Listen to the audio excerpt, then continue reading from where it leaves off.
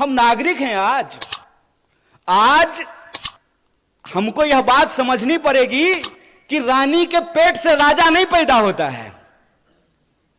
यह है नागरिकता, यह है जमहूरियत, यह है लोकतंत्र कि रानी के पेट से राजा नहीं पैदा होगा। राहुल गांधी जी को भी अमेठी में जाकर के चुनाव लड़ना पड़ेगा। बोलिए,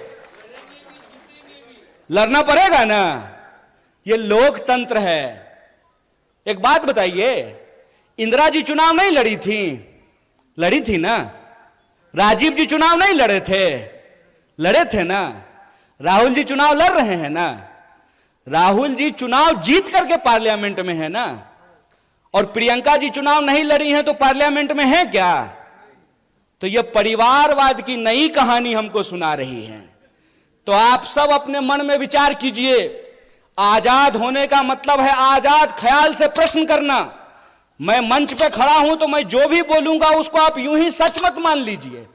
आप अपने मन में विचार कीजिए कि अगर भाजपा कहती है कि राहुल गांधी जी का सांसद बनना परिवारवाद है, तो अमित शाह का जो बेटा है, देखें उसका मुंह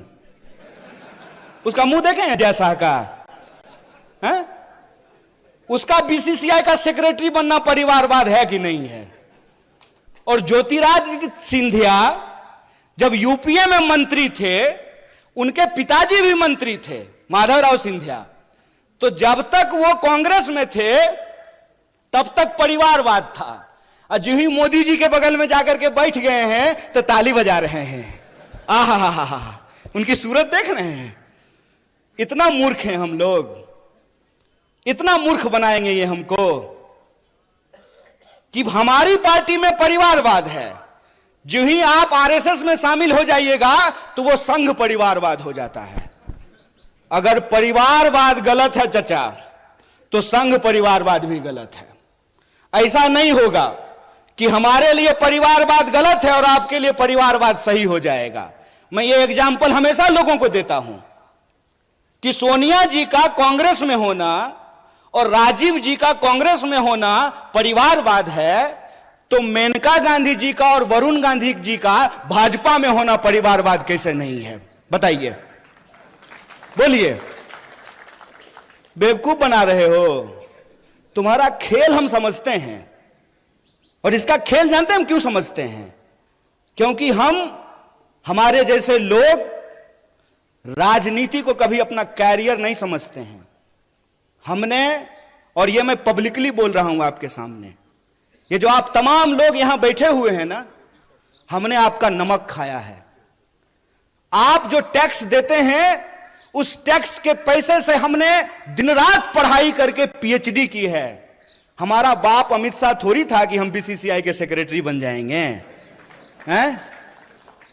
तो जब हमने आपका नमक खाया है तो हम जानते हैं इस देश की हकीकत क्या है। इस देश की हकीकत यह है कि महात्मा गांधी विदेश में पढ़ाई किए, बैरिस्ट्री की पढ़ाई किए थे। बैरिस्ट्री की पढ़ाई करके वो भारत आए और मोहनदास करमचंद गए बिहार, और बिहार में किसान के आंदोलन में शामिल हुए चंपारण में, और बिहार के किसानों ने करमचंद को महात्मा गांधी बना करके भेज दिया। और वो गांधी सूट खोल दिए देश के लिए। वो भी गुजरात से थे। एक गुजरात के गांधी सूट खोल दिए देश के लिए, एक गुजरात के मोदी 10 लाख का सूट पहन लिए दोस्त के लिए। यही हकीकत है ना। और कहते हैं कि एक गरीब प्रधानमंत्री बन गया है तो आपको अच्छा नहीं लग रहा है। नहीं, बहुत अच्छा लग रहा है। बस हम ये चाहते हैं कि जैसे आप गरीब हैं ना, वैसा ही गरीब इस देश का हर कोई बन जाए। हर कोई वैसा ही गरीब बन जाए कि चढ़ने के लिए उसके पास 8,500 करोड़ का हवाई जहाज हो, 15 करोड़ का कार हो, 10 लाख का सूट हो, 5 लाख का चश्मा हो, 2.5 लाख का कलम हो। हम चाहते हैं कि ऐसी गरीबी पूरे देश को मिल जाए। चोरी, इसको चोरी कहते हैं, इसको बेईमानी भी कहते हैं, इसको कहते हैं आंख में झूठ झोंकना। और ये हमारे आंख में झूठ झोंक रहे हैं।